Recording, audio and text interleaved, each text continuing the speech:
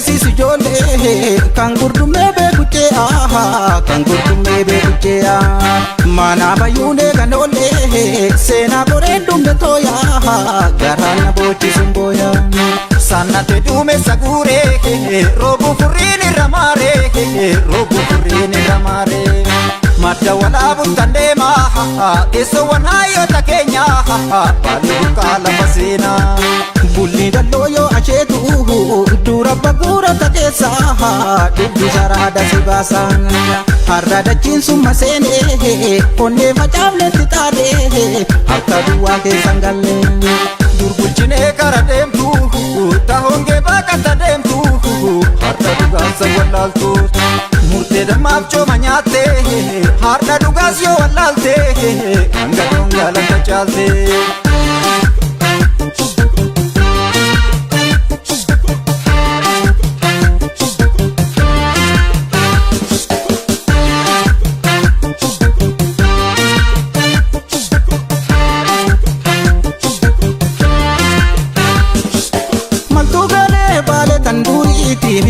maltugale bale tandure temete galana ya uboke hafe karati oto abanjir kusa amamtu kadete watugale webi dambalin ibata watugale webi dambalin ibata teratule milwahino kumata natutube marumaf nakafamada odawala bunji guyori banile odawala bunji guyori banile wana mandi nejira yori sanile dinedi da jeda wana nufintolle tamsangaba na bima ana jinati nulallaba barbarif lalum manati yonu balle sine nugorsa kopati walinu ama odaru bajalati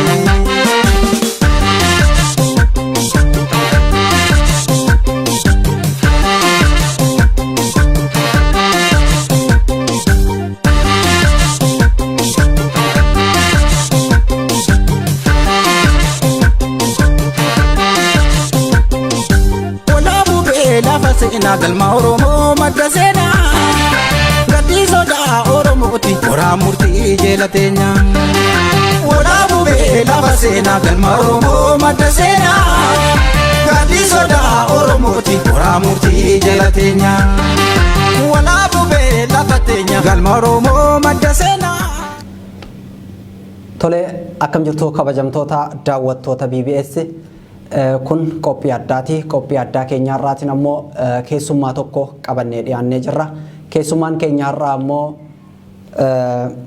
obbo Muhammad Haji Adam Saddo Dararaati.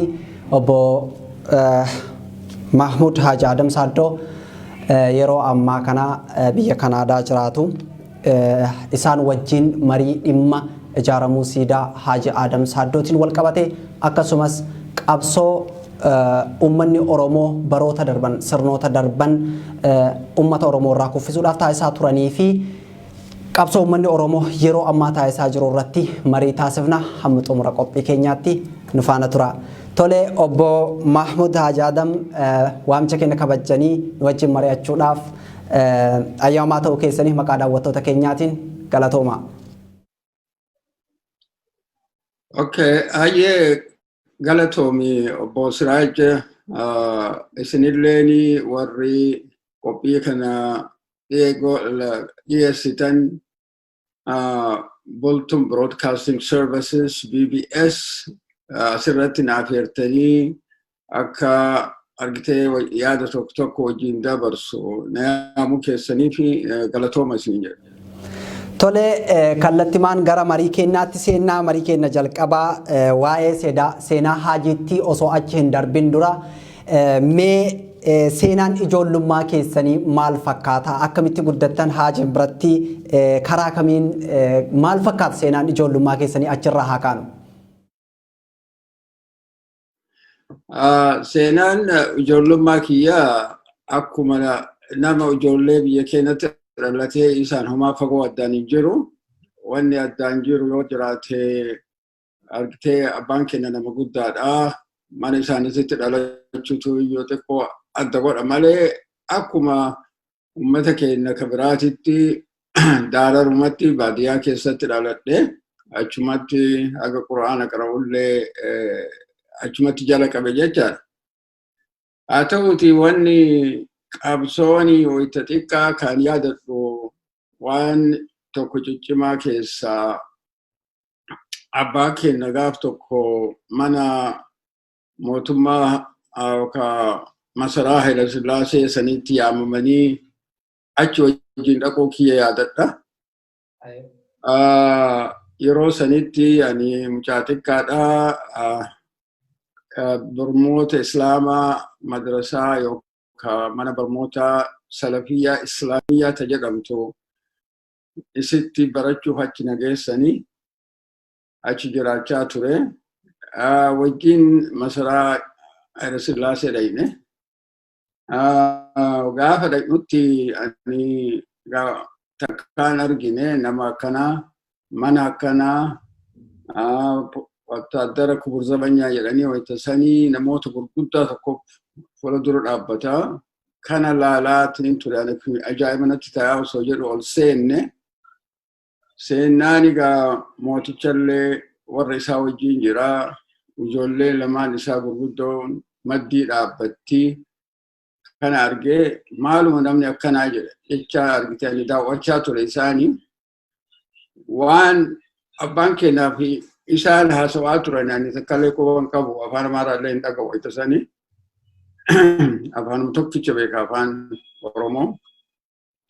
Kanaafuu suni waan ajaa'ibaa natti ta'ee gara kaaniin ani sareedhaan xixiqqoo takka ture lama natti fakkaatti amma xiqqeennaaf yaadadhu amma ture saree Islaamaatitti yeroo sanitti ganama najiseessiti jedhanii san ofirraa eegaa ture lallaalaa ture. Yeroo sanitti isin umrii meeqa taatan yeroo isaan wajjin? Kan yaadatu kana abbaa keenya wajjin haasawni isaan godhan waan inni ta'e eegasii booda guddadhe natti himan malee quban qabu yeroo sanitti jechuu keenya. Hayyee tole ganamumaan abbaa keessan wajjidhaan qabsoo gara mootummootaatti dhiyaachuu fi mootummoota wajjin waa dubbachuu jalqabdanii mee qabsoo erga of beeytanii jechuudha miira ijoollummaa keessaa baatanii gara miira dargaggummaatti erga dhuftaniin booda qabsoo isaan geggeessaa turan san irraa qooda fudhattanii jirtu isin? Maaliif argitee amma yeroo sanuu isaanii gaafuma dhayne sanuu qabsootti jiran ani quban qabu malee ijoollummaaf. Egaa xiqqoo guddadhee natti himani. Wanni isaan natti himan keessaa maali guyyaa akkanaa gaafa akkanaa yaadatta naan jedhan. Jennaani bita xiqqaatee mana sandaquu yaadadha mana mootichaa jennaani. Waan inni na gaafate beeyta naan jedhan. Hin beeku jedhee. Maali isin gaafate jennaani maaliif isaan argitee akka abbaatitti xiqqoo akka malee wajjin haasawanii yeroo itti xiqqaasanii. Wanni inni na gaafate ilma keessan kana naa kennaa nuti guddisanaan jedhee jedhan. Tole maaliif itti na kenninaaree jedheen. Jennaani dura meesan dura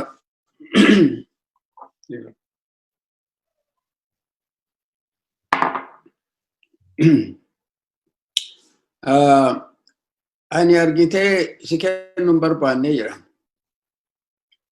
Maal jettaniirree jennaani akka abbaatitti akka islaamaatitti ilma kana haga inni umriin isaa waggaa 15 ga'u haqa islaamaa irraa qaba diina keenya ka islaamaa barsiisuuf.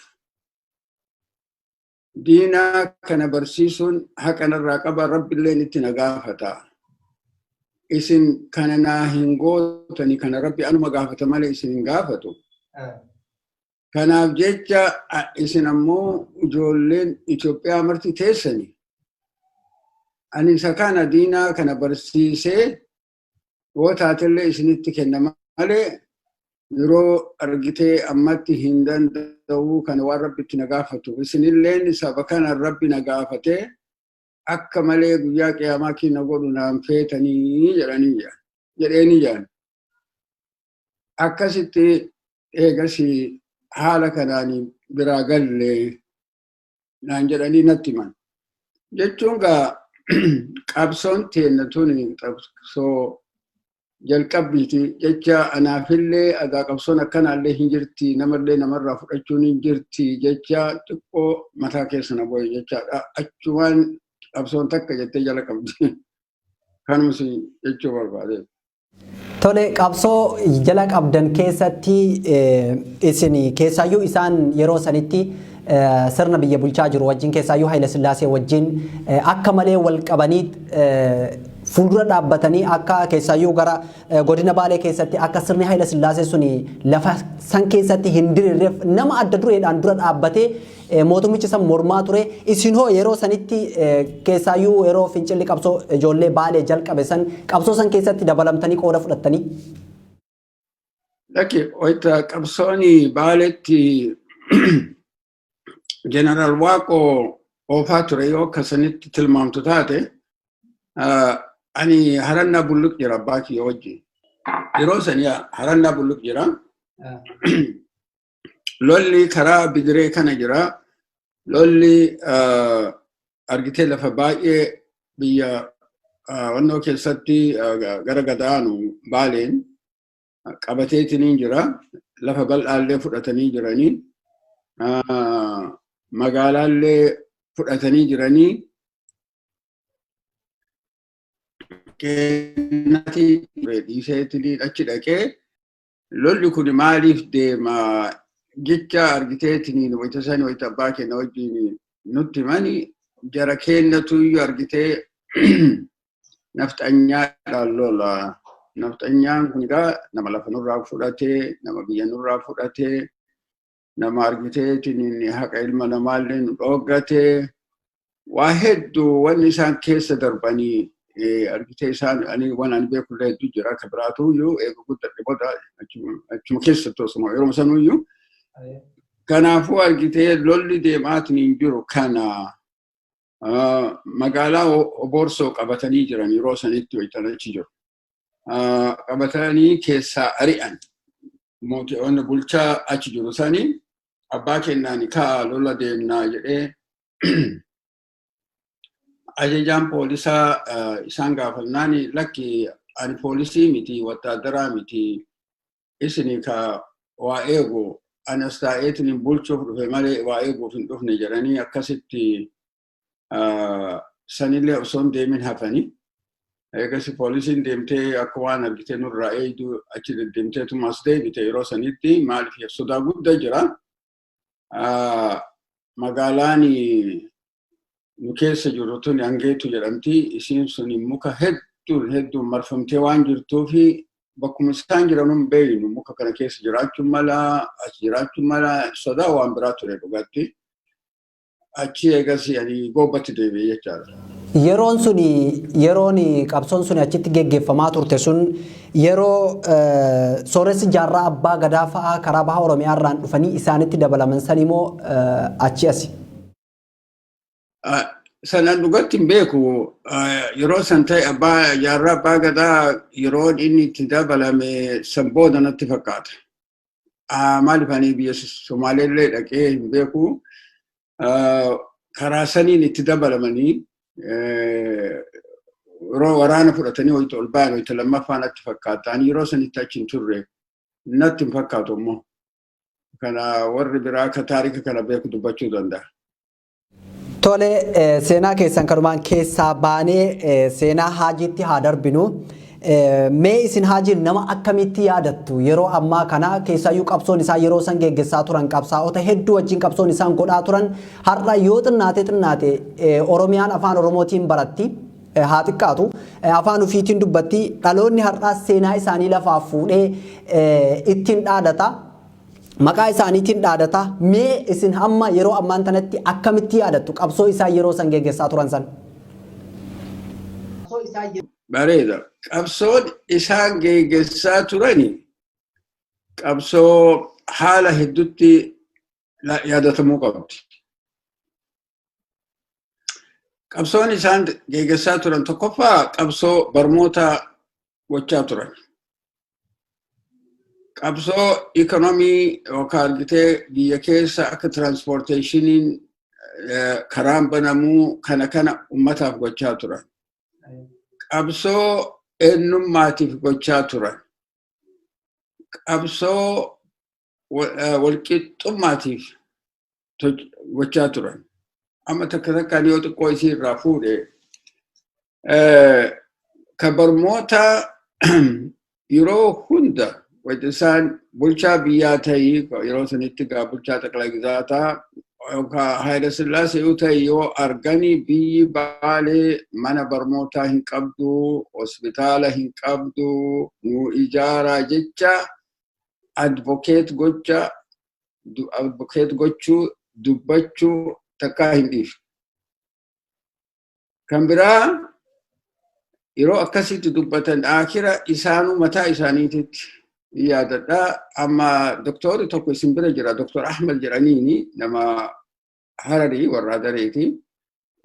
Ijji isaanii hin argitu.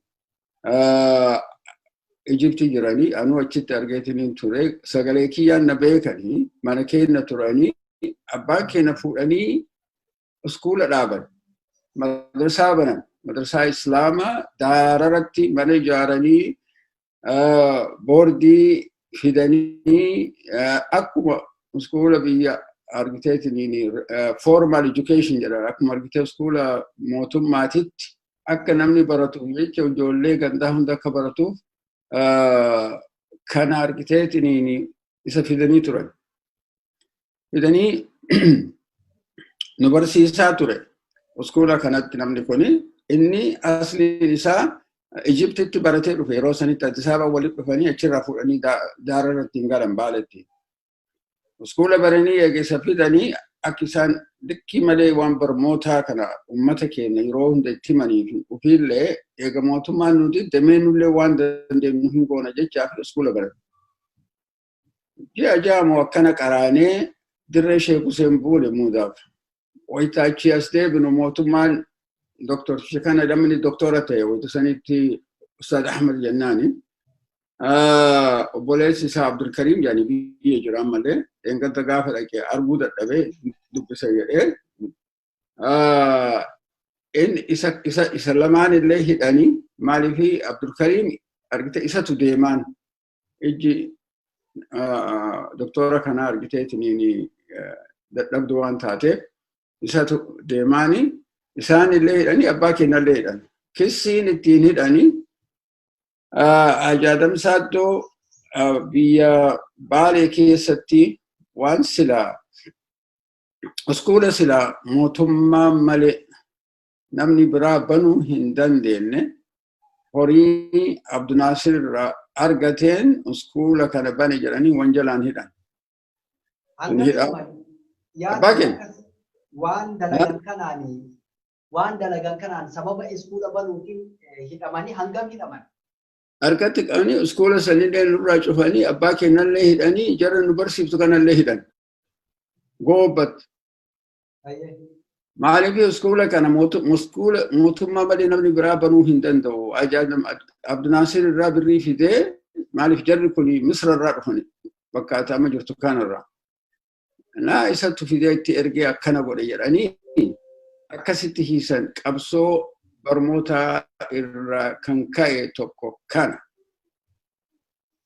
Ka afaanii abbaan keenya qaadii turan, bulchaa waradaallee turan. Rakkinni guddaan wayita mana sirna mootummaa keessatti itti argamaa ture. Namni wal kassasu ka biyya keenya yookaan wayita duraa jaarsaaf jaartii wal hiitu yookaan kan nikaa hidhachuuf dhuftu yookaan ammoo wiraasaa jedhanii argitee waan abbaa fi haati dhiifteef san addaan qoodamu isaan bira dhuftu nama Oromooti. Afaan Amaaraa kanan beekan. Simaabaloo ka jedhamu tokko jira. Simaabaloo jechaan narraa dhagaa jechaan afaan Amaaraatiin onnooni yoo literally yoo argitee translate goone. Nama biraa ka afaan beeku osoo daanyichi abbaa keenya ta'an osoo afaan Oromoo isaan beekan. Barreessaallee nama Amaaraati yeroo sanitti innillee afaan keenya ilma dhagaataan hin beeku. Osoo ta'u nama biraa ka inni afaan Oromootiin itti dubbatee kataanichi illee dhagoo waan inni jedhe. Ammoo ka biraa sun fuudhee afaan Amaaraatiin jalaa himu. Sigane afaan lammaffaa jaanyichaaf ka ta'e san fiddu malee jedhanii abbaan keenya san lolaa turan. Anuu hin dhagaya naana kana inni natti himatu ana. Maaliif namni kun horii baasee afaan inni nuun beeku waan namicha sun jedhee natti himellee hin dhaga'u. Kanaafuu argitee akkamitti wanti kun ta'a jedhanii anumatti himadhu yoo isaan jedhanii xaafii isaanii barreessu. Bayitaatam zamana sanitti namni Oromoo tokko yoo daanyaa ta'e yoo qaadii ta'e yoo tokko ta'e namni isaan jala kaa'an haa barreessuuf nama Amaaraati yeroo hundi. Ilma nafti jala ta'a. Intee haaji bari chiloonni kun chiloota mangistiiti jechaanii ture. So yoo ta'e afaan Amaaraatiin dubbatamuu qaba. Mee eenyutu iyyuu waan kana dalagaa irra oolchuu enforce yookaan bitee dhibaa godhu nama kana jecha nama isaan jala jiru kana. Akkasitti kanaan qabsoo gochaa turan jedhan makeenitti tuma sanu gaafa horataa turanillee gaafa argiteetiniin qaadii turanillee afaan Oromoo akka ofiisa san keessatti dubbatamee afaan ofiitiin namuu dubbatee rakkina ofii himachuu akka danda'u irratti warra isaan jala jiru ka isaanii barreessuun wal dhibaa tura jechuudha. Sunillee qabsoo xiqqaasitti hin fakkaatin. Bakka hedduu isaan geessuuf deemti fuula duratti jechaa fi tokko lammaffaan kana. Kan biraa walqixxummaa ilma namaati. Walqixxummaa ilma namaa kana keessatti abbaan keenya waa hedduu kan nu yaadadhu jira dhugaan si jedha. Nama keenya kana poolisiin akkanumatti qabdee karaa irraa qabdee deemti. Namni keenya gaa kootti jettee poolisii yaamte dhaqeessumaa wajjin deema mana hidhaa geessanii akkasitti argitee isaan kana horii irraa fudhatanii gubboo jedhaniini isa kana irraa fudhatanii gallakkisan. Osoo waan takkan balleessin akkuma hoolaatitti harkisanii deemanii. Gaaf tokko kan yaadadhu nama tokkotu iyyuu osoo isaan gobbaan akkana lafa tarbaa takka magaalaan gobbaa suni bakkeen oofisni mootummaa jirtu isaan nuyi akkanatti gabbuu isaan bira jiraa ture. Karaa harka mirgaatiin ammoo poolis dhaabee jira. Poolisichi tokko nama tokko deeman. Amma namni kun sodaateet kun gabaa irraa ol fidee beek poolisii mana hidhaatitti hin deemu. Haaji Rabbii jedhaati kuna poolisiin naan deema na baasaa jedhe iyyi. Itti lallabate. Itti lallabee jennaaniini kuffidi yaaniin poolisicha. Poolisichi illee isaan waan beekuu fi respect illee waan qabuuf yookaan kabajaa waan qabuuf hin dhufe. Maaliif qabdee jedhaniin anama beektaa walqixxummaa waan jedhu kanarra si himuuf deemu. Maaliif qabdee nama kana jennaani namichi kun sargoo gabbiidhaa jedhe.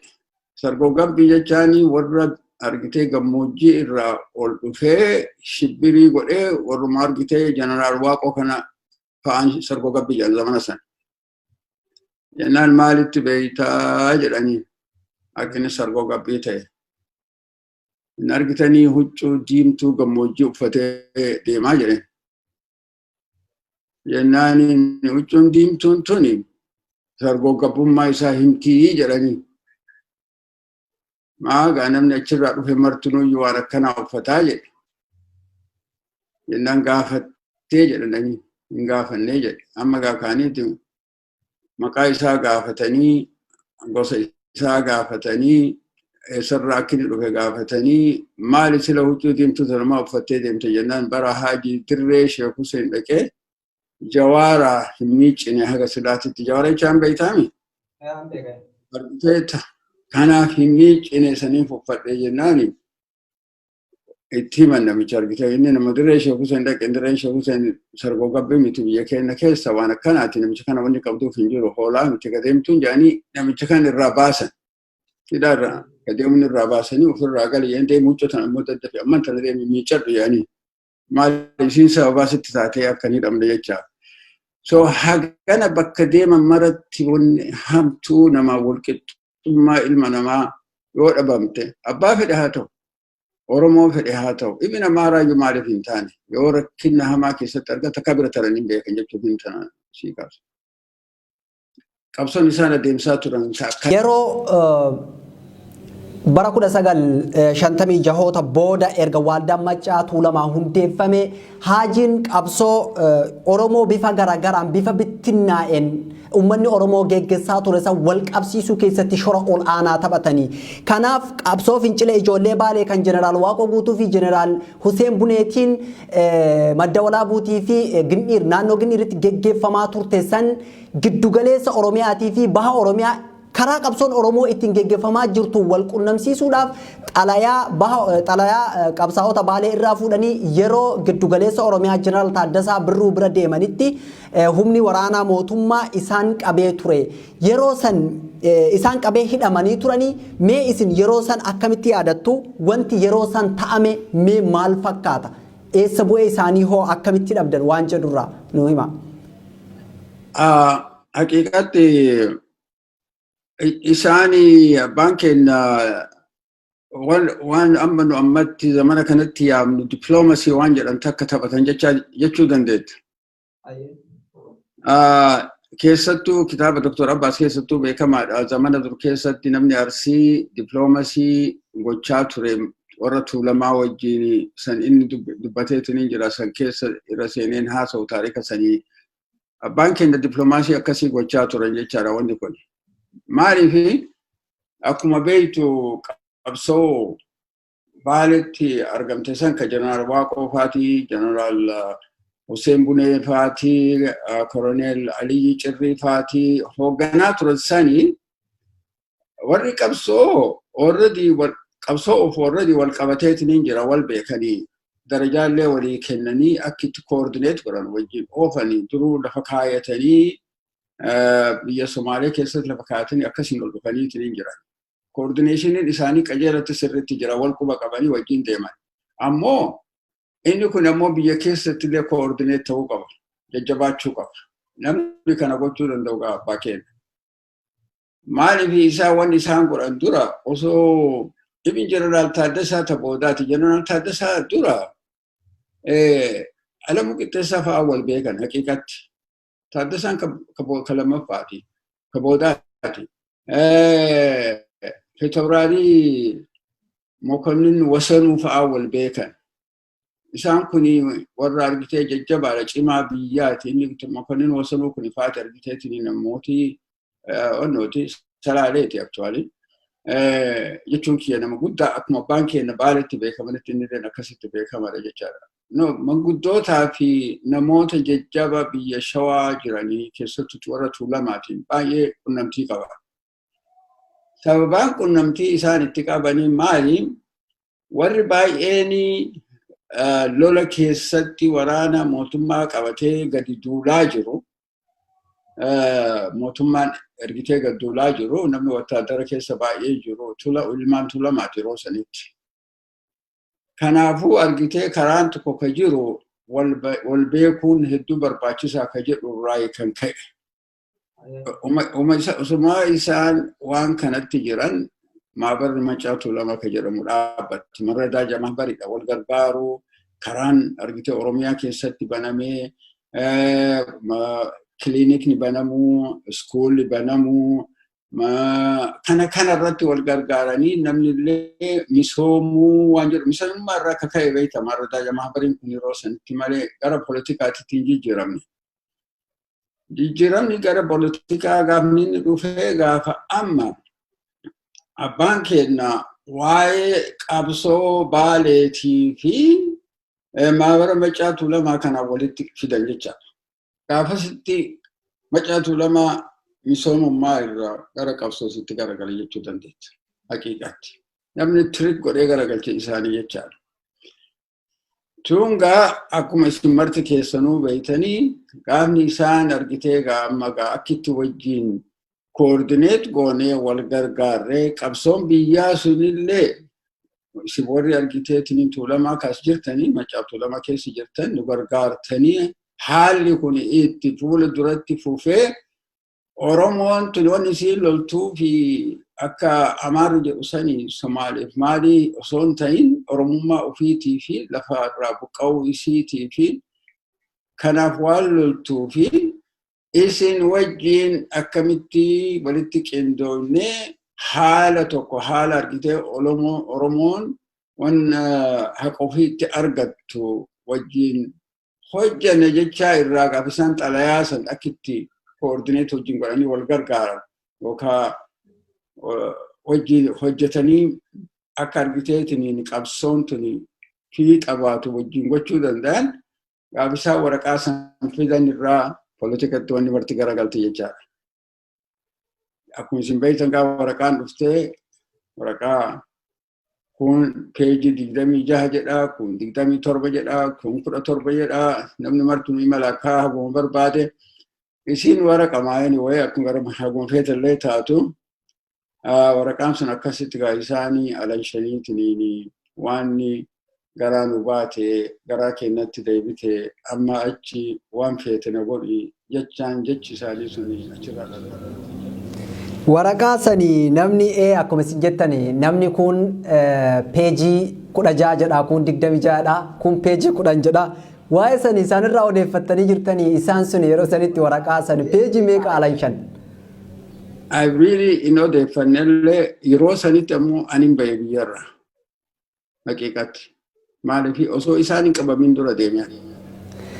Tole erga isaanii waraqaa sanii alanshanii xumuraniin booda akka kitaabonni seenaan isaanii hedduun ibsutti erga waraqaa sana alanshanii xumuraniin booda wanti garaa na baate garatti na deebitee bakka feetan nageessaa jedhaniini booda humni waraanaa sunillee waan isaanirraa fuudhu dhabee achi buutee isaa almost gara ji'a 6 dhabamsiifamanii jedhanii mee yeroo sanitti isaan akka deemanii dhabamanii miirri maatii irra jiru miirri gara ummata baaleetiin jiru akkasumas miirri qabsaa'ota Oromoo keessa yeroo san jiru dhabamuu isaaniitiin wal qabatee maal fakkaata ture?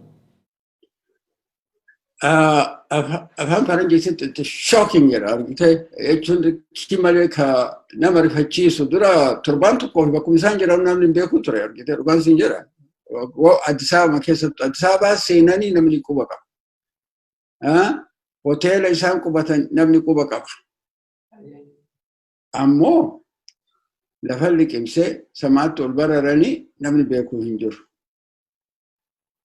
Kanaafuu argitee torbaan tokko guutuu dhugatti dukkana guddaa keessa turan jechuu dandeetta. Haqiiqatti ani nama waan kana keessa deemee sitti himuu fi biyyan turre ani obboleeyyan keerraa dhagaye yoo sitti hima malee. Kanammoo isaan ammallee biyya jiranii gariin isaanii isaanillee gaafachuu inuma dandeetta warri isaan bira ture mana hidhaatitti argitee isaanii nyaata geessaa ture obboleessi kee tokko Muhammad ka jedhamu illee ni jira.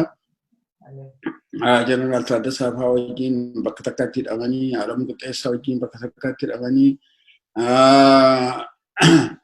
ummata nama reef maqaa dha'ee kana mara isaatu nama gurguddoota kana mara isaan bakka takkatti hidhamanii wajjin turanii nama hedduutu hidhamee nama siyaasiitii miti.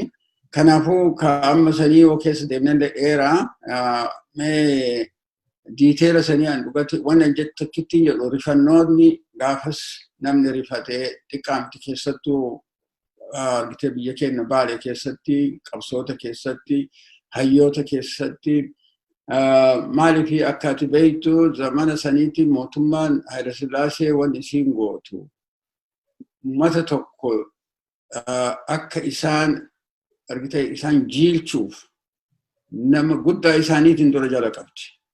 Yookaan hin fannifti yookaan hin ajjeefti ummanni sanirraa sodaatee akka waan akkanaatitti hin deebineef. Example yookaan argitee fakkii gochuuf akka namni waan kanatti hin deebineef. San gochuu namni kanaan rifate. Kuni rifannoota xiqqaa miti. Kanaafuu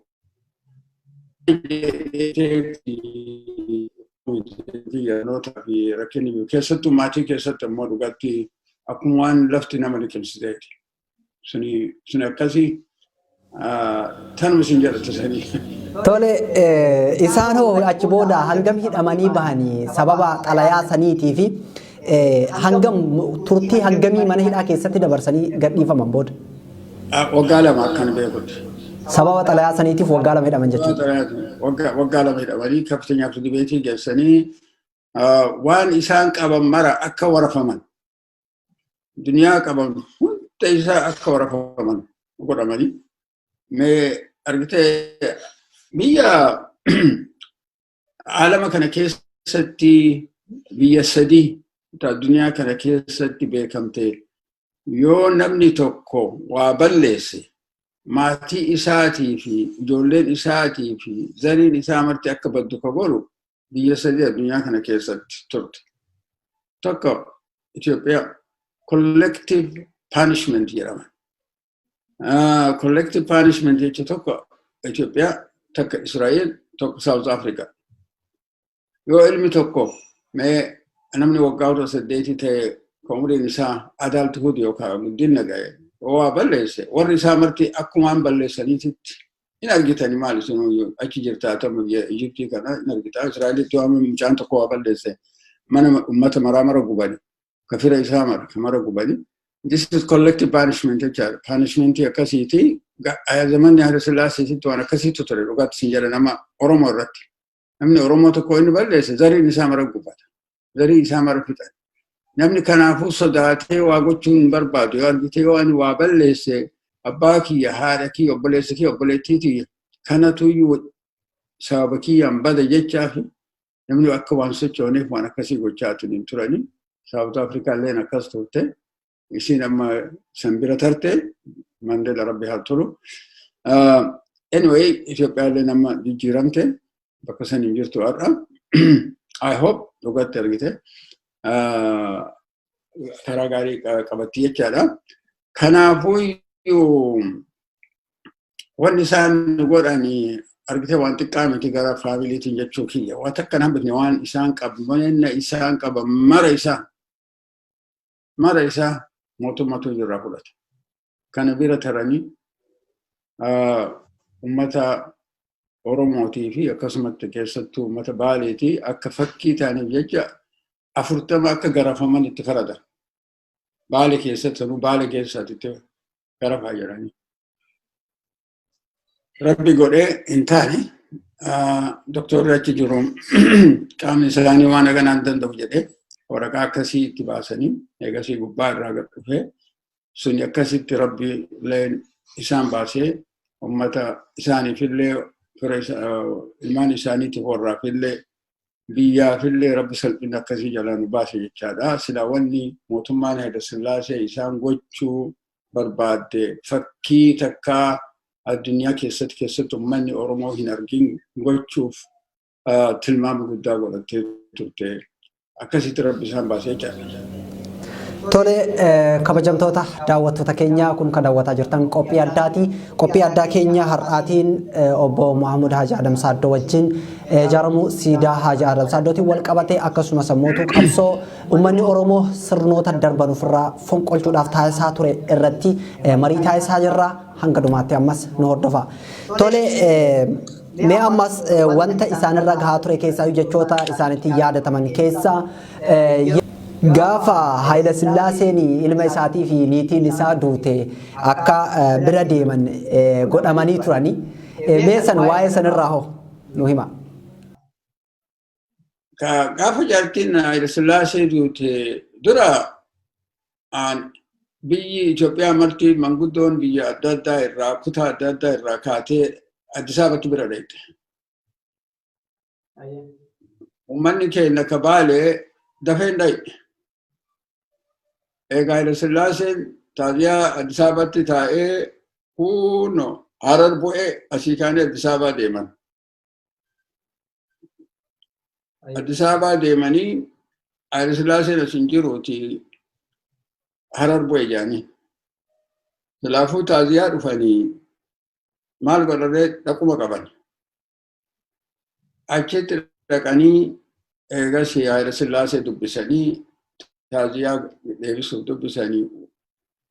Wanni isaan jedhan keessaa wanni argitee turree fi karaan qabnu transportation hin jiru osoo argitee ganda gandarraa walitti erginee fardaa wal yaamni isinirraa turre yaanii kana keessa gaa dubbiyatin beeyta wanni transportation jiraachuu dhabu lammaffaa rakkinni biyya keenya keessa jiru rakkinna xiqqaa miti warri amma akkanatti suuf uffatee dhufe kuni horii argitee xayyaaraa yaabbatee dhufullee rakkoo guddaa waan qabuuf sangaa gurguratee akkasitti argiteetiin gabayaa baasee haga dhufu nu tursiise jedhanii wal yaamnee walitti dhufu nu tursiise. Yani kana dubbatanii gaa silaafuu taaziyaa dhufanii akkasumatti argitee rakkina biyyaa kana himanii callisanii amma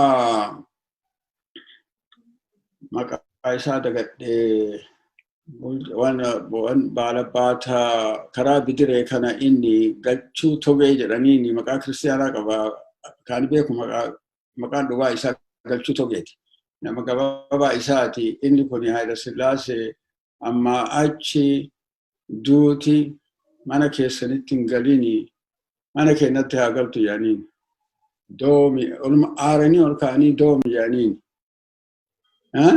mana keetitti haa galtu nu biratti hin galtu yaaniin argitee akkas jedhanii nu dubbii akkasitti wal dabarfatanii turanii uummanni hedduu rifate aadiin kana jechuu irratti amma Haayila Sillaaseen wayitachii gabbaa nu qabsiisaa nu hiisisaa duuba haajichi kun argiteetti nu ficcisiisa osoo jedhanii akkasitti sandee bira tareen dubbiin tana caalaadha.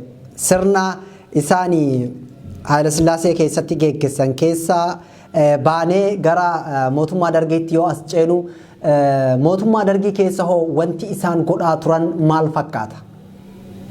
Erga Haayila Sillaaseen kufee jechuudha.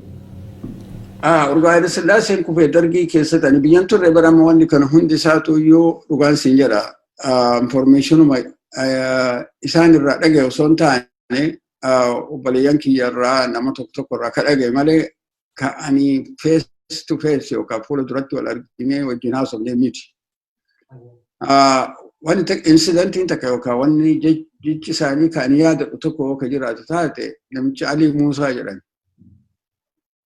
Alii Muusaa Baaleen bulchaa ture hin dhageettanii beektanii nama baay'ee fixee likkii malee nama fixee jennaani namni biyya kana akka nageenyi hin jiraanne shibbirii uumu Hajji Adam Saaddoo jedhanii deema yaamaa jedheen itti erge Muusaan si barbaada jedhanii Ali Muusaa jedhama namichi Ali Muusaan si barbaada koroneela ta'ee fi shamballi ta'an hin beeku si barbaada jedhanii yaanii amma gaa guyyaa sadi bulanii guyyaa afuraffaa bira dhaqan. Guyyaa afuraffaa bira dhaqanii balbalatti dha'anii seeni jedheen ati eenyu jedheen jennaan yani Hajji Adam Saaddoo kaachii koottu jettee manatti ergitee na barbaadde sani jennaan jedheen. Tole orgasitti ergee guyyaa sadii maaliif hin dhufinii jedhaniin wanni dhufuu dhabeefi dura ati namni si bira dhufe hin ajjeefta jedhanii kanaafuu qophaa'uu qaba du'a tanaaf jedhanii gaafa awwalaa sadaqaa godhadha jedhanii gaafa lammaffaa fira kiyya ijoollee kiyya walitti waamee addaan hira jedhanii gaafa sadaffaa garaa kiyya of qulqulleessuuf heexoo dhuge jedhanii har'a ammoo si bira dhufe kunoo jedhanii guyyaa afuraffaa kana. So wanni ani beeku kana argitee isaan chaalenjiin isaan nama hedduu chaalenjii godhanii argitee nama hedduu fuula dura dhaabbatanii kuni egaa waan dhagaye malee waan achi ture miti namni karaa adda addaanillee jechoota nama siin jedhe kana jechuullee mala. Kitaabota seenaa irraallee anillee akka dubbisetti wantoota isaan isin amma jettan kana haajiin akka lafa kaayanii fi Alii Muusaas fuuldura dhaabbatanii namni si bira dhufe kamiyyuu kamtu nagahaan deebi'ee kamtu lubbuun deebi'ee akka jedhaniin akkasumas ammoo Alii Muusaan illee wanti amma siin jedhan kun hundi isaan gootummaa isaanii erga dinqisiifateen booda wanti amma siin jedhan kuni martinuu soba alii muustaa nama hin ajjeesu yeroo barbaaddetti rakkoo yoo jiraate na bira kottuutii karra kiyyasiif banaadha jedhanii akka geggeessaniin kitaabota seenaa irraa dubbiseen jira. Mee amma qabsoo isaan yeroo san geggeessaa turanii fi itti baanii qabsoo isaanii wanti amma Oromiyaa keessatti mul'atu kuni walqixxummaan isaa yeroo san qabsaa'aa turaniif guddinni afaanii aadaa seenaa isaan yeroo sun qabsaa'aa turaniif fi amma Oromiyaa keessatti wanti mul'atu kun Itoophiyaa san keessatti wanti mul'atu kun maal fakkaata waan kana akkamitti ibsitu? Kuni gaaffii cimaadha. Gaaffii argitee warri political analysis deebisuu danda'u argitee isaanillee karakkisu. Addaan baasuun gaarii qabsooni abbaan keenya deemsisaa turani qabsoo yeroo dukkanaa jechuu dandeetta. Maaliif akkas jedheeni? Yeroo sanitti argitee miidiyaan amma jiru kuni ka amma isin kun biyya feetettanii haasoftanii walii dabarsitan kun hin jiru. Qabsoo yeroo sanitti namni wal dhageettiin qabu. Namni martinuu ufumaa fiigaa, ufumaaf deemaa, ebaluun kun maaliif qabsaa'ee hin beekanu jechuun argitee Oromummaa jettu tuni ummata keessa galseentee namni kanaan bilcheena hin qabu namni onnoon taane qajeelatti hin sirroone akka Oromummaatitti. Oromoo jechaan tunuyyuu kun Oromooyyuu waakkatee Amaaraaf godhe ilmi Oromoo. Warri argiteetiin Oromummaadhaan deemee lolee waa godhu guruupima tokko kun uummanni nu waliin beeku. Namni tokko ka wal beeku hin jiru yoo gosaa wal beekee kutaadhaan wal beekee jiruu wajjin jiraatu wajjin wal beeke malee nama uummata wal waakkateetu wal bira jiraata keessattuu namni Oromoo kun. Kaampii lama sadiitu addaan beekin jira keessattuu argitee Oromummaa sanuu namni fudhate xiqqaadha jechuu dandeenya. So, consciousin Oromoo bakka takka hin jiru yeroon isaan qabsoo godhan dukkana waan hin jedhuuf ta'an. Miidiyaan hin jiru. Warri argitee taarika qabatee waan kana argitee akka taarikaatitti mee wanni kun maali jedhee jala deemee walitti illee himee jedhu hin jiru. Wannoon isaan qabanii bakkeen isaan namni Oromoo irratti rakkina ofii haasa'uu danda'u takkitti yoo ka jiraatu taate dirree Sheek Huseen yeroo sanitti. Differensii jiru.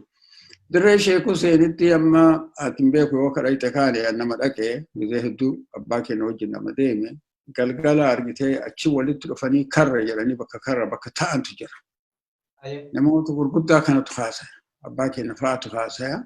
Sheekotatu haasaya, aadimootatu haasaya. Isaan kun argitee waan rakkina biyyaallee hin tuqan. Wayita haasa'u isaanii kana keessatti biiteenna akka bishaan boombaa hin jiraanne, akka elektirisiitiin hin jiraanne, akka argiteetiin karaan hin jirre, akka hospitaalli hin jirre, akka manni barnootaa hin jirre. Kana hunda rakkina ikonoomii, ka fayyaa, ka hunda hin haasa'an. Onnoo kanarratti ilaali jedhaniitiin wal dhageessisanii haasayan. Har'a baale maal jedhe yookaan har'a argiteetiin haajaatan maal jedhe jedhanii addaan galti baale diida zamana duritti.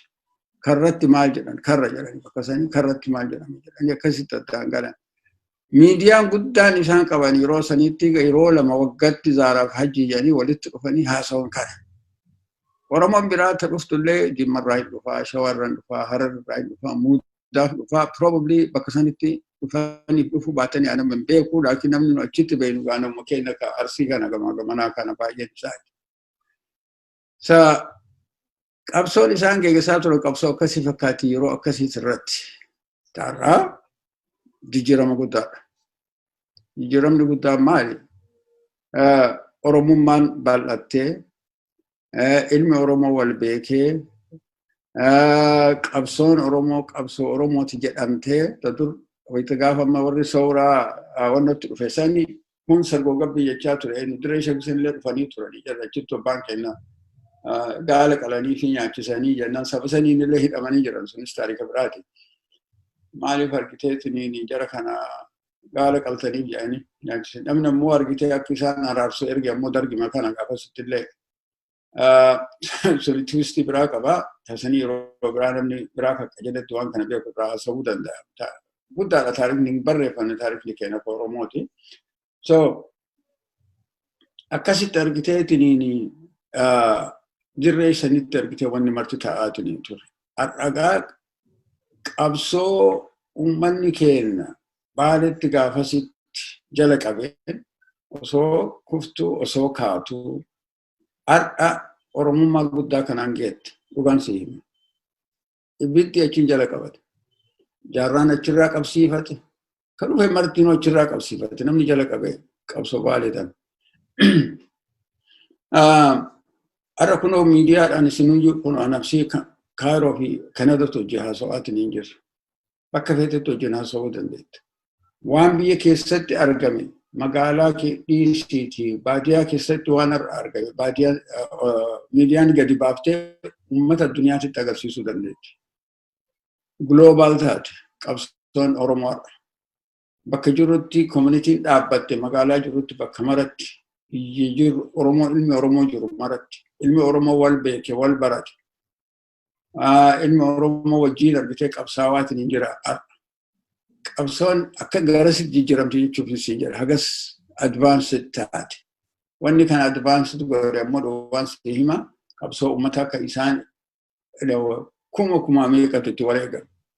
Wareegama xiqqaan kabale keessattuu Baalee wareegama xiqqaan kabale. Lafatti itti gubate dubartiitu dhiirsa itti dhabe ijoolleetu abbaa irraa dhabe. Nama hedduutu argiteetiniin qabsoo kana keessatti miidhaa guddaan argamte. Ammoo galata Rabbiitiif qabsoon kun bakka kana geette sun sababaa taate. Har'a kunuun marti kennaa wal quba qabna, afaan tokkoon haasofna, yaada tokko qabna, poolitikaaliin midhaan illee jiraachuu ba'aa jiraatu. Ammoo bilisummaa Oromootii fi haqa ilma Oromoo guututti akkuma namoota Itoophiyaa keessa jiru maratti walqixxummaadhaan argachuuf haga ammaa argiteetiin itti jirra. Isinillee akkasumatti miidiyaadhaan itti jirtanii haga saddaan jira dhugaan isin jedha. Qabsoon dur qabsoo waraanaati, qabsoo hidhaati, qabsoo tumaati. Har'allee wanni kun bakka takka takkatti argama. Dhaabbate jechuuf miti. Dukkana keessa hin jiru jechaadha. Gadi ba'aa wanni martinu. Kanaafuu miidiyaan roolii guddaa taphachuu dandeettanii. Kana isinillee itti fufaa waan gaarii gochaa jirtanii. Tole galatoomaa. Tole yeroo ammaa ammootu gara ijaaramuu siidaa isaaniitti haa dhufnu.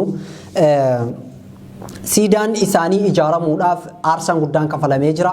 Keessaayyuu uummanni aanaa gobbaa, uummanni Baalee, uummanni Oromoo qabsaa'ota isaa guutuu sooressa jaarraa abbaa gadaatii qabee hanga jeneraal Waaqoo guutuutti jeneraal Hussein Buneetii qabee hanga Baarootumsaatti hanga Elemoo Qilxootti hanga Laggasaa Waggeetti hanga Taaddasaa Birruutti qabsaa'ota qabsoo bilisummaa Oromoo hanga Nadhii Gammadaatti hunda isaaniitiifuu siidaan akka dhaabbatu uummanni Oromoo hundatu barbaada.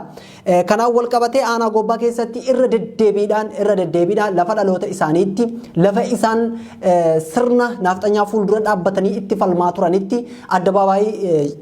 addabaabaayii magaalaa gobbaa irratti akka siidaan isaanii dhaabatuuf uummanni irra deddeebi'ee gaafataa ture. Kunis aarsaa guddaa kafalee lubbuu qeerroo 12 gaafa adoolessa 20 bara 2018 irraa jalqabee lubbuun qeerroo 20 irratti wareegamtee jirti. Dhiigni irratti dhangala'ee jira. Akkasumas ammoo namoonni baay'een hidhamanii jiranii gaafii kana milkeessuuf jecha yeroo ammaa ammoo gaafiin kun milkaa'ee siidaan kun dhaabbatee eebbaaf banaa ta'uudhaaf guyyaan qabamee haalli itti deemamaa jirutu jira. Mee kanaan wal qabatee maaltu isinitti dhaga'ama? Aarsaa uummanni kafale kana akkamitti ilaaltu, akkamitti ibsitu? Deebi'ee siidaan kun yeroo dhaabbatee lafa isaanitti qabsaa'aa turan bakka handhuurri isaanii itti awwaalame sanitti gaafa siidaan isaanii dhaabbatu maaltu isinitti dhaga'ama?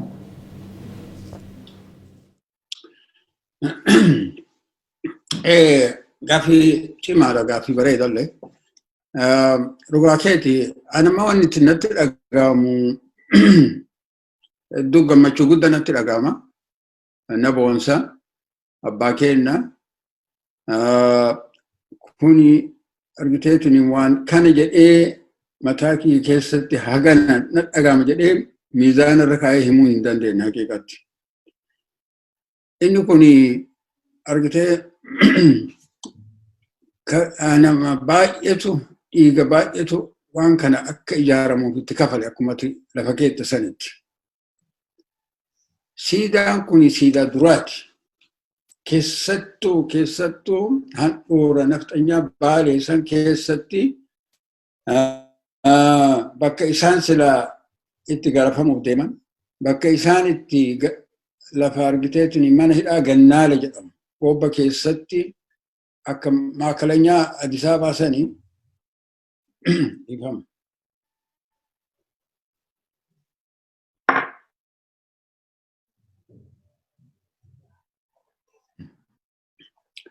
Inni kun maal agarsiisaa? Deemtee dhufti jecha agarsiisa. Turtullee turtu dhugaan hin deebiti. Uummanni Oromoo waan kana yeroo dheeraaf keessa eegaa ture. Nafsee nama hedduutu wareegame. Nama hedduutu iyyuu hidhame, itti gaarafame. Ammoo haqa qabna waan feene, siidaa feene, kabbaa feene, lafa keenya keessatti, biyya teenya keessatti dhaabbannee itti argiteetiniin ilmaan keenyatti taarika san dabarsuuf haqa qabna jedhanii osoo rakkina du'aa argan, ka tumamuu osoo argan, ka caccabuu osoo argan san hunda didanii gadbaanii akka siidaan kun dhaabamu qabsoo guddaa hadhaawituu san godhanii hadhatanaan nu gahan. Uummata sababa kanaan siidaa kanaan dararame ka du'ee ka argiteetiniini rakkoon guddaan itti argamte keessattuu warra du'e rabbi isaanii haa araaramu. Warra ammoo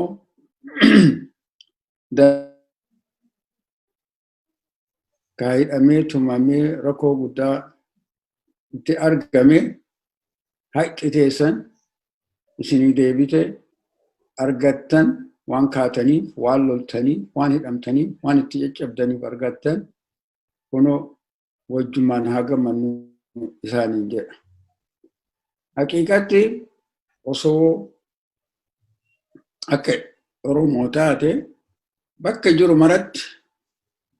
maratti Hararittillee Elamoo Qilxuu, Jarraa Abbaa Gadaa, Wallaggattillee Baaroo Tumsaa bakkuma marattuuyyuu Jeneraal Taaddasaa Birruu, Alamuu Qixxeessaa ummata kana maraafuu siidaa yoo dhaabne biyya teennaa wannummaan takka argitee kan qabu kun jiru. Hubatta ta'uu qaballe maaliif taarika qaban ummanni kun? Namni ijoolleen argite taarika irraa waa barti. Har'a nu biyya Itoophiyaa san keessatti akka namni tokko naa himetti haga ammaa kitaaba referensii ta'u laayibireerii Itoophiyaa keessaa waan Oromootitti guututti baali'uma hedduun lafa kaa'amee haga ammaa hin jiru. Biyyi tun biyya teenya nama teennaa miti jennamu. Biyyi tun biyya teenya osoo taatu keessa dhalanii akaakayyuun keenya abaabayyuun keenya keessa dhalatee osoo guddatu mana barnoota gurguddaa sadarkaa yuunivarsiitii keessa referensiin dhabamuun buukni akkasii dhabamuun hagam argiteetiniin nuti dararamne hagam argiteetiniin nuti biyya san keessa haqa ilma namaa dhabnee agarsiisa haqiiqatti. Ammallee irratti hedduu hojjetamuu qaba wanti sun jechaaf san kaase. Siidaan kun siidaa nu akka faamiliititti dhugaatti wannummaan akkanaa takka argamee tun beeknu hin argamaallee hin yaanne ammoo eega argame ammoo gammachuu guddaadha dhugaasisu. Kuni ka Oromoon marti itti gammaddu. Ilmaan Oromootiif qabsoo isaaniitu ragaa baasise jenna. Ragaa dhugaatti kun ijaan argan argiteetiniin argatanii kana wajjiin waan takka jechuu barbaada. Haqiiqatti amma waggaa lamaan irraa gaafa akkasitti namni qeerroon marti dhumee akkasitti namni wal lolee wal fixee argitee siidaan kun dhaabamuu qaba jechaa irratti warra argitee roolii yookaan sadarkaa gaarii taphatantu jira. Roolii bareeda taphatantu jira. Yeroo sanitti kantiibaa Goobaa Ahmad Hajii nama jedhamu walillee hin beeknu haqiiqatti dhugaan siima. Dhiyoo kana telefoonaan eginni bulchaa Baalee ta'e dubbise gaaf tokko nagama gaafachuu fi waan biraatiif himne. Namni kun waan kana qabbaneessuu irratti roolii guddaa taphate jecha naa hima. Kana asuma irratti miidiyaa kana irratti hedduu galata guddaa qabda. Waan argitee nama qabbaneessuu isaa fi warri security biyya eegu akka namni qabbanaa'u gochuu irratti roolii bareeda taphatanii galata guddaa qaba jechuu barbaada. Amma immoo inni bulchaa Baalee ta'e nama waan kana achirratti eega dhaabbate eebbisuuf deemu tokko keessaa iyyuu sani hojiin milkooyne jechuun ni barbaada isa. Ka biraa ammoo rakkina achitti argame kana keessaa akka argitee qabbaneessanii fi Adaanesh Abeebee ka jedhamtu roobeen buutee turte jechaa dhaga'e.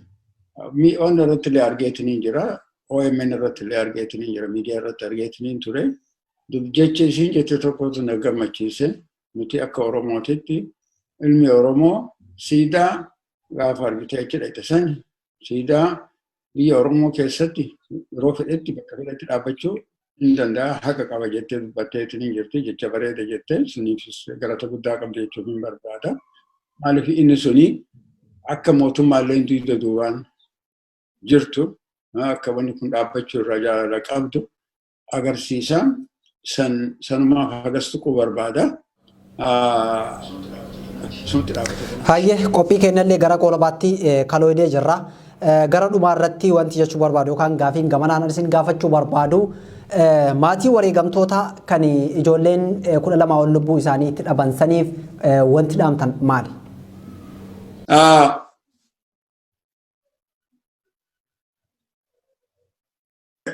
Akkanatti si deebisa xiqqoo nama rakkisallee maaliif nama rakkisaa sanis jedha. Anyway, wanni jedhu warri ijoolleen akkanatti wareegamte suni itti amanteeti waan Oromoon itti amanteeti.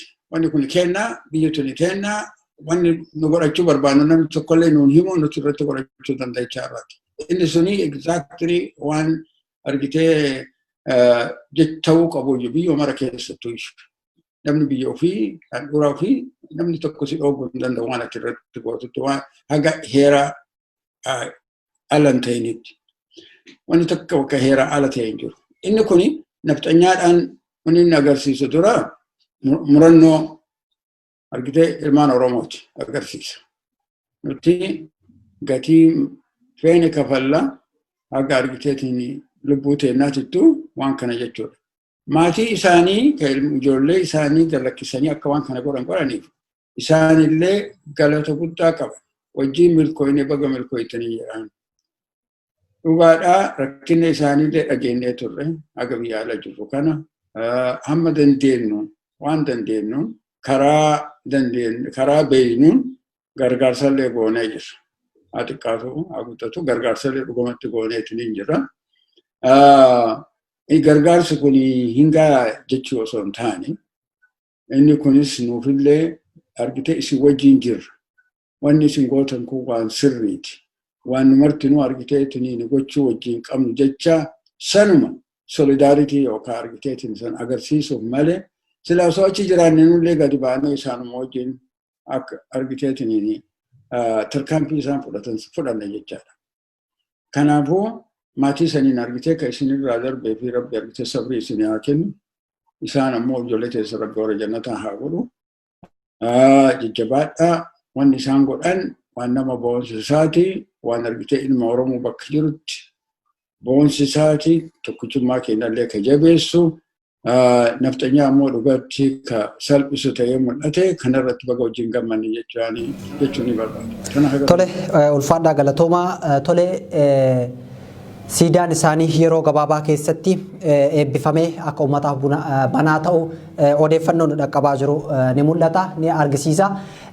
Mee gara dhumaa irratti uummata Oromoo guutuudhaaf dhaamsi isin qabdan maali? Qabsaa'ota Oromoo wareegamaniif akka isaanii kaka'umsa godhanii seenaan isaanii akka hin duune akka uummanni Oromoo qabuuf dhaamsi isin qabdan maali? Gabaabsaatii lafa nuukaa sagantaa keenya goolama. Uummanni Oromoo argitee uummata cimaadha. Uummata taarika guddaa qabu, uummata bal'aallee. Warsaan dhugaatii uummata Oromootiif qabu tokkummaa ofii jabeessuudha. Rakkinni ilmaan Oromoo keessa jirtu ka Baalee keessa, ka Wallaggaa, ka Harar keessatti argamaa deemaa jiru, ka Wallo keessatti deemaa jiru, ka Jimma keessatti deemaa jiru, ka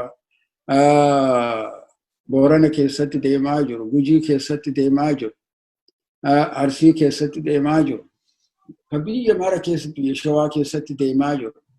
Kun hundi isaa dhoysuun qaban, bal'isanii gabbaasanii himuu qaban. Qeerroon keenya gara 5,000 namni wareegamee jijjiirama kana fide har'atti. Jijjiiramni kun argite sirbaan dhaabbachuun qabu ani gara kiyyattoonni hin jedhu kana. Ganaadha irra deemaa jirra. Jijjiiramni kun itti fufuu qaba, dhaabbachuun qabu. Bakki inni dhaabbatetti maaliif dhaabbate jennee miidiyaanillee warri argitee siyaasaallee wanni kun deemuu qaba jedhee falmachuu qaba yeroo mara. Falminni kun haga argitee falminni kun deemuu qaba, dhaabbachuun qabu. Haga wanni qeerroodhaan keenya ilmaan keenya itti wareegaman san jennutti haga walqixxummaan jirutti afaaniin ta'e, aadaan ta'e, jiruun ta'e, ikoonomiin